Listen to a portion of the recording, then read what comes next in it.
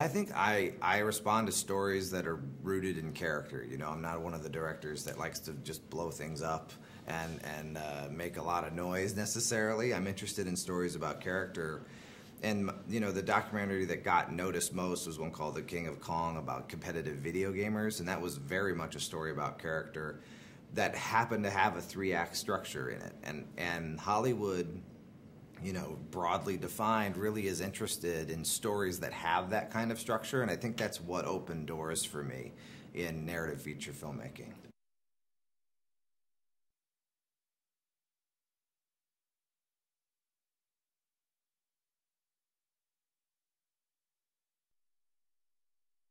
I do love stories where you have a bunch of different characters to follow, where it's a bit of an ensemble circumstance or situation. That was certainly true in that documentary, and uh, and that is definitely true here. You want to give all these amazing actors as much time on screen as possible and still advance the story, and that ends up being, you know, an editorial problem more than anything.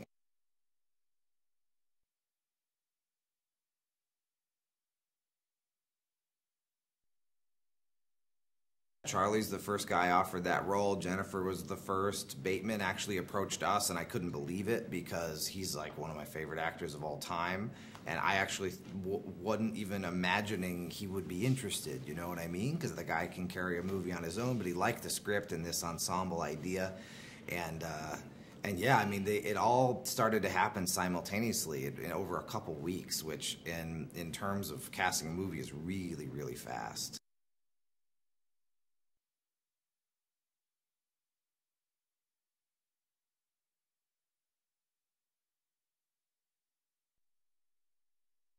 I mean, she's a total professional. So when she read that script and committed to it, she was really ready to go for it. And there was no sort of coaxing that had to happen. We immediately, in our first meeting, started talking about character, about, you know, how this woman who's a dominator in life and professionally also could plausibly choose to be a dentist, where she has so much control and where it's about doing things just right. And we talked about it in terms of her being like a predator, a predatory cat, taking whatever she wants, eating whatever she wants, right? And all of that language informed the way she played the role, and then ultimately crafted the look, and that was, it was a really fun dynamic process. And, you know, we really got into character, like I was saying, immediately, and that informed everything.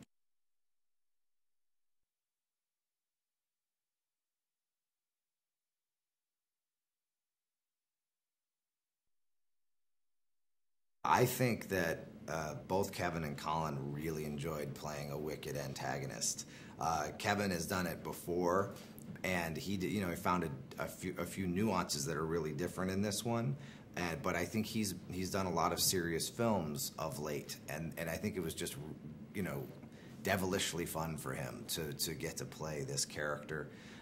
And Colin, I feel like no one's ever seen him do what he's doing here. Even though if you've seen In Bruges, you know how funny he is, but he hasn't been given the opportunity to really depart from the sort of the image of the uber handsome guy he is and become something really different. And in our first meeting, we talked about getting a comb over and getting a belly made for him so he could be a little bit pudgy. And as soon as he had those things on, he really became that character, and it was exciting to watch.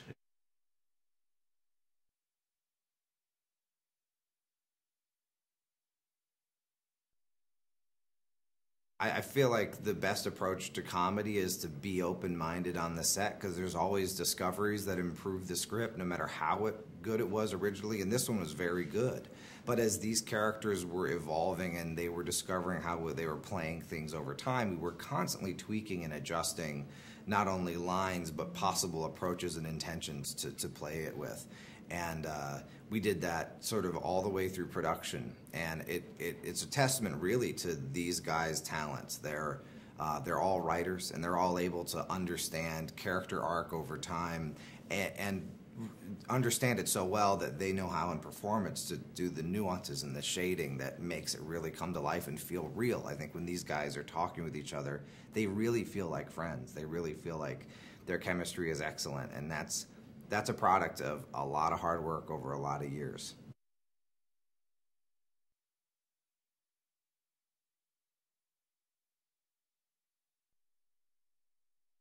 They played a game with each other during photography where they would try to make one another laugh, you know, during takes as a sort of one-upsmanship in who could, you know, who would score the most points, if you will. And I think that was a great game because it got them really engaged in conversation and listening and messing with each other and stuff. And I think you can just feel it when you watch the film, how much fun we were having while we were making it.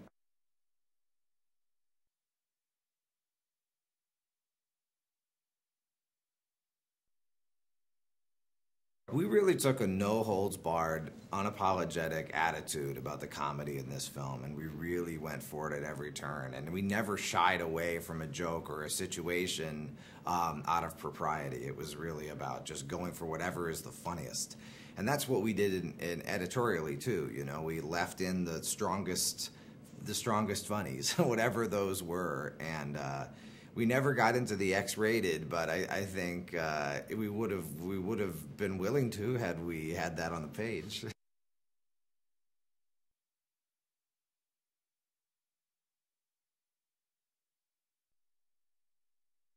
The DVD is going to be amazing on this. There were so many great scenes and versions of scenes and alternate ways of doing things that there wasn't space for in the finished film, but which I think fans of the movie will really enjoy when they get the DVD.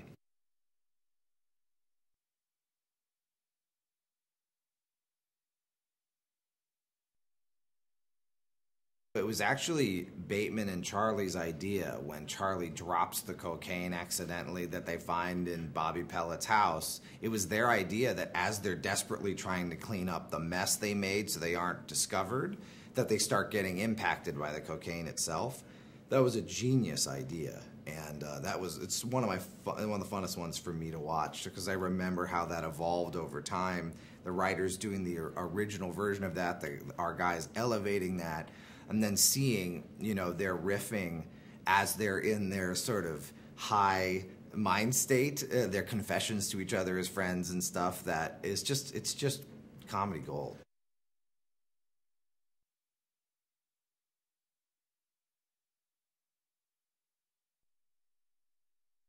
I think, you know, anyone who knows It's Always Sunny in Philadelphia knows how talented Charlie is, but he hasn't had that opportunity to really break out. I'm a fan of his for a long time.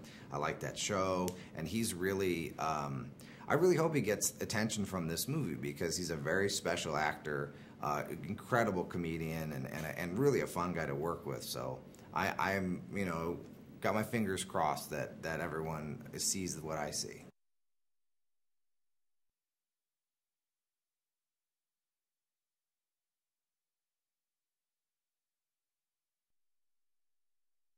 It was very deliberate camera moves because what we were really trying to do is suggest what he was seeing, but not ever allow it to be seen. And I think he did a wonderful job playing that, like, trying to look but can't look but must look, like that. Playing that tension he did a wonderful job at that. And then it's just one example of how he elevated the script.